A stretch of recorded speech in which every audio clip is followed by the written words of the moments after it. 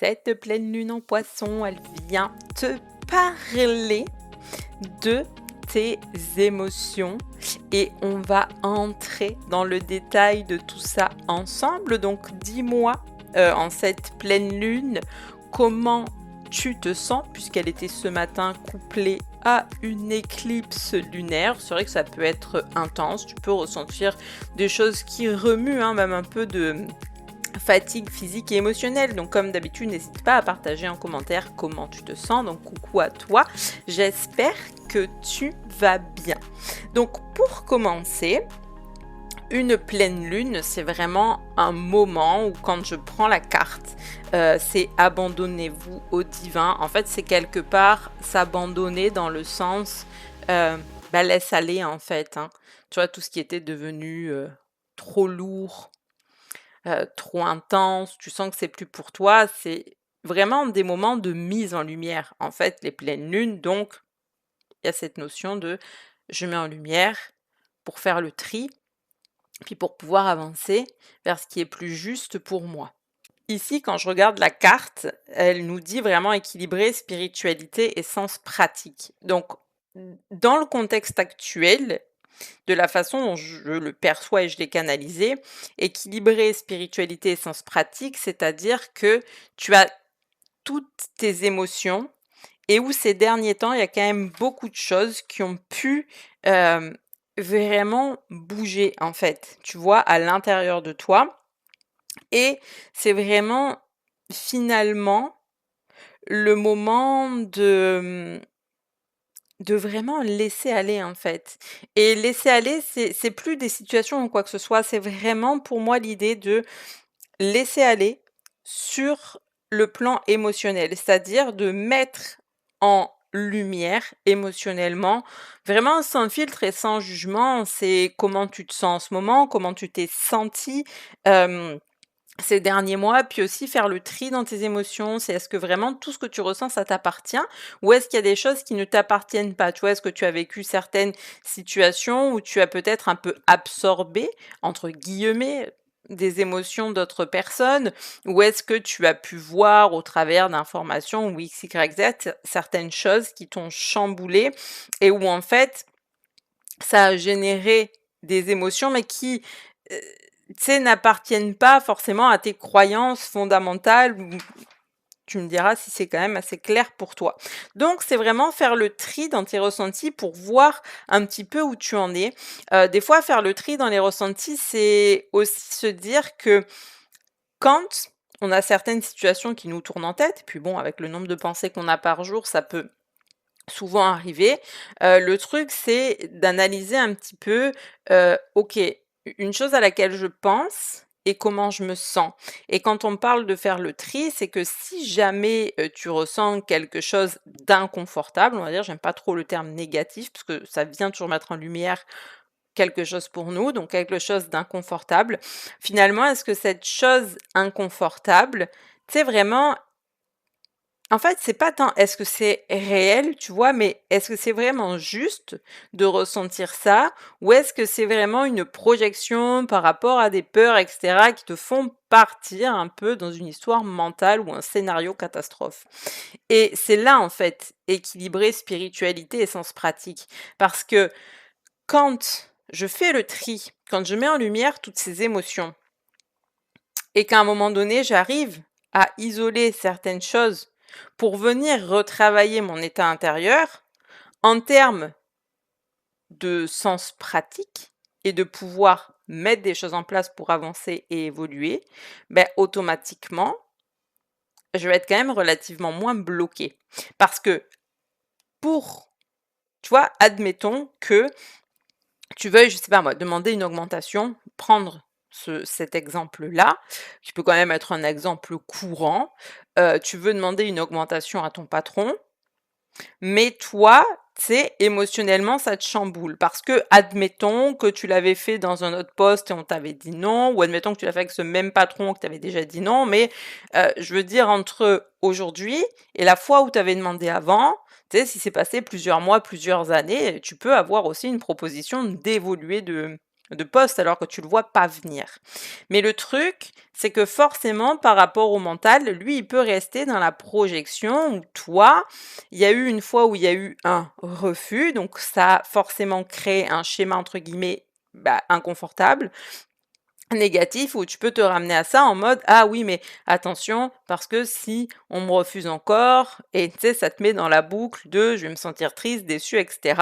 Et des fois mental, notre ego, on va se dire ouais peut-être que le mieux c'est que j'attende, mais généralement on nous propose pas ce genre de choses. C'est aussi besoin d'avoir une dynamique personnelle de l'action, tu vois, de la mise en route, de la mise en mouvement des énergies ou de ce vers quoi tu as envie d'aller. Donc effectivement, si toi dans ton esprit, parce que c'est ça l'essence même du mot spiritualité, tu vois, c'est esprit, si toi dans ton esprit, tu as l'impression que ça va être bloqué, que ça va pas être possible parce qu'on t'avait déjà dit non, etc., tu sais, potentiellement, ça va être difficile de mettre des actions en place. Ou alors, tu seras toujours bloqué un petit peu dans des peurs, tu vois. Là où si tu mets ça en lumière et que tu viens vraiment te poser des bonnes questions. J'ai envie de dire, la question, c'est pas, «Oui, mais la dernière fois, est-ce que c'est parce que j'ai mal demandé?» et cetera. Oui, bien sûr que tu peux faire une rétrospective sur la façon dont ont fonctionné les choses, sur ton positionnement, et cetera. Mais si tu fais plus le tri dans ton esprit et que toi, justement, tu arrives à te mettre dans une dynamique plus ancrée, une dynamique plus confiante, une dynamique où tu travailles sur ta capacité à aller demander, mais aussi travailler sur ta capacité à être en mesure de recevoir, parce que parfois c'est ça aussi. Puis des fois dans la vie, on n'est pas tout à fait en mesure de recevoir. Donc quand tu travailles sur ces capacités-là, parce que tu as fait le tri dans tout ce que tu ressens, c'est pareil, tu vas me dire, oui, mais la capacité de recevoir, tu sais, bien sûr que j'ai envie de recevoir. Mais des fois, la vraie question, c'est à quel point, pour toi, c'est complètement juste de mériter et de recevoir, tu vois? C'est ça, en fait, le truc. C'est là qu'on met en lumière. C'est là qu'on fait du tri, finalement, ces émotions, qu'est-ce qu'elles disent de moi? Est-ce qu'il y a un endroit où je me sens encore pas assez? Est-ce qu'il y a un endroit où est-ce que c'est, par exemple, tu sais, un peu ce syndrome de l'imposteur, et cetera, où que je mérite pas, qui est en avant et qui finalement vient bloquer mon sens pratique, parce que ça va vraiment quelque part m'empêcher d'aller demander, ou alors peut-être ça va pas m'empêcher de le faire, mais dans une posture, dans un positionnement qui sera peut-être un peu timide, tu vois, pas très ancré, pas très sûr de toi. Que si tu travailles sur ton esprit, sur mettre en lumière un peu ces émotions inconfortables, etc., que tu fais du tri là-dedans et que toi, tu transformes ça finalement en une force motrice, derrière ton approche, elle va être complètement différente pour aller vers ce que tu souhaites. Parce que en travaillant son intérieur, en travaillant sur son esprit, finalement, en fait, on ancre à l'intérieur de nous des énergies, des certitudes qui sont complètement différentes et qui nous amènent dans une nouvelle posture. Donc déjà, dis-moi si jusque-là, tout ça fait vraiment du sens pour toi. Ensuite, de façon, j'ai envie de dire, un peu plus générale, un peu plus ancrée dans ta vie et dans ton quotidien. Et là, c'est pas que pour la lune. Pour moi, c'est ce que cette pleine lune, elle met en lumière là. C'est pas juste pour les 2-3 jours avant, après, etc. Mais c'est vraiment pour toute la période du poisson, puisqu'on vient d'entrer dans la saison du poisson. Donc pendant toute la saison du poisson, la question est d'aller se demander finalement, de façon dominante. Tu sais, souvent on dit, en termes de taux vibratoire, j'attire ce que je vibre et c'est à partir de la vibration dominante. Et puis la vibration, on est avec les émotions, en fait. Donc en termes vraiment d'émotions pures, parce que là, c'est de ça qu'il est question avec le poisson, quelles sont les émotions dominantes que tu as envie de ressentir? Et là, en fait, tu sais, c'est facile de répondre, mais enfin, Magali, de façon dominante, moi, j'ai envie d'être heureuse, j'ai envie de me sentir joyeuse, j'ai envie d'aimer, j'ai envie de m'aimer, j'ai envie de me sentir aimée, ok, tout ce que tu veux, pas de problème. Ma question pour toi, c'est déjà, est-ce que tu te sens heureuse et joyeuse tous les jours? Tu sais, est-ce que déjà c'est ta pensée dominante le matin quand tu te lèves? Parce que si ça ne l'est pas, tu sais, c'est travaille-le, sincèrement. Ça peut paraître un peu, bisounours dit comme ça et je sais que c'est pas facile de se lever tous les matins en ayant le peps, tu vois? Mais je sais que moi, c'est quelque chose que je travaille énormément. Oui, il y a des matins qui sont plus difficiles que d'autres. Par contre, je sais clairement identifier comment je me sens. J'essaye toujours d'identifier au mieux mes besoins et je connais mes petits tips pour me mettre du baume au cœur, tu vois? C'est-à-dire que quand j'ouvre les volets, je sors dehors sur la terrasse, je me fais des étirements dehors, je regarde vers la nature, je regarde le ciel et en fait, ça, en fait, tout de suite, ça me ramène dans cet espace de connexion, en fait. Et c'est ça qui est important. C'est toi, qu'est-ce qui te ramène dans cet espace de connexion où tu te sens, justement, on disait au début, abandonnez-vous au divin, où tu te sens vraiment connecté avec le divin parce que c'est vraiment important. Donc, euh, voilà, de façon générale, pour ton quotidien, c'est une période pour venir définir, tu sais, comment tu as envie de vraiment te sentir. Mais au-delà de ça, là maintenant, c'est, je veux dire, j'arrêterai pas de parler de spiritualité, de rituels, de ce que tu veux sur mes pages, parce que oui, j'adore utiliser les énergies, les pleines lunes, voilà. Cependant, pour moi, définir comment j'ai envie de me sentir et l'écrire sur un journal à 11h11, ça ne suffira jamais. Je préfère que tu l'écrives pas, que tu l'écrives jamais, mais que tu viennes me voir en me disant, tu sais quoi, ce matin, j'ai ouvert les volets, il y avait une odeur d'humidité, ça m'a tellement mis la banane.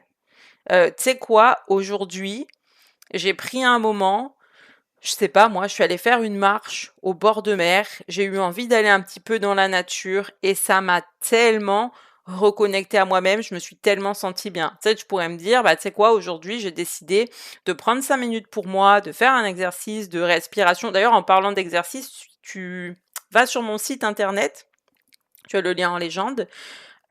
Tu peux recevoir par mail 4 pratiques complètement offertes. C'est mes pratiques de rentrée un petit peu, j'ai envie de dire, rentrée, de retour à soi, on en reparlera aussi de ça, cette idée de rentrer à l'intérieur.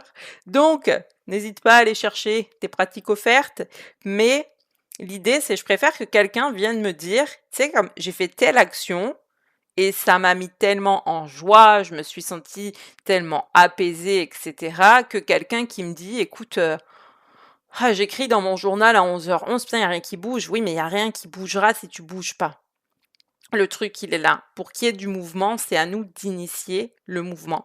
Donc encore une fois, tu vois, avec toutes les idées que je viens de te donner là, bah effectivement, c'est à vraiment faire ce tri sur moi, par exemple, ce matin, j'avais noté, ok, quand j'ai fait ce petit message là canalisé, donc la joie, et me sentir sereine et me sentir joyeuse. Et je me suis dit, moi, pour la joie, c'est pas que je suis pas joyeuse, mais c'est que je sens que j'ai besoin de faire des choses, tu sais, encore plus nourrissantes, tu vois, qui me font du bien. Et le petit truc tout bête, c'est que, donc ce matin, on est allé dans les magasins, on avait besoin d'acheter des chaussures. Il y avait vraiment une paire de chaussures que j'ai achetées magnifiques, des baskets, elles sont trop, trop, trop, trop belles. Et tu sais, j'étais vraiment en joie, en fait, tu sais, je les avais à mon pied, j'étais là, je regardais, je disais: «Waouh, mais c'est comme trop classe la meuf», tu vois? Mais c'est ça, en fait, c'est ça. Tu vois, c'est se nourrir de ça et plus tard dans la journée, quand tu as un moment un peu plus down, c'est se ramener à ça pour, tu sais, comme relever le niveau. Après, pareil, c'est qu'on en revient des fois à cette histoire de la sérénité. Genre, on peut pas se sentir sereine H24, mais moi, je sais qu'il y a une chose que j'ai remarqué, c'est que je me dis, ok, les moments où je sens que ça s'emballe un peu à l'intérieur, je pars, je m'isole, je me mets une musique dans le bureau ou alors dans le jardin, je respire, je me fais quelques minutes de respiration, je regarde ce qui se passe à l'intérieur et je repars. C'est vrai que peut-être avant, j'avais tendance à le faire moins, tu vois, ou à faire ça en démarrage le matin, et là où aujourd'hui, ben maintenant, je prends vraiment le temps de d'analyser finalement quand est-ce que vraiment j'en ai besoin en fait. Mais tu vois, dans l'idée des émotions, c'est là qu'on va avec l'énergie du poisson. C'est vraiment cette idée de venir regarder, oui, mettre en lumière de façon dominante comment tu te sens en ce moment. Puis est-ce que vraiment, comment tu te sens en ce moment, ça colle à comment tu as envie de te sentir? Et si c'est pas le cas, tu réfléchis à comment tu as envie de te sentir, mais après, c'est quelles actions concrètes tu vas pouvoir mettre en place pour te sentir comme ça. Alors, sache qu'aujourd'hui, mon site internet est, je vais clôturer là-dessus, complètement remis en place avec les nouveaux accompagnements que je propose. Donc il y a vraiment un accompagnement pour les personnes qui portent un projet, un objectif qui s'appelle Conviction. C'est vraiment un accompagnement comme de la préparation. En fait, c'est de la préparation mentale, mais surtout énergétique pour t'amener d'un point A à un point B où on va tout structurer ensemble.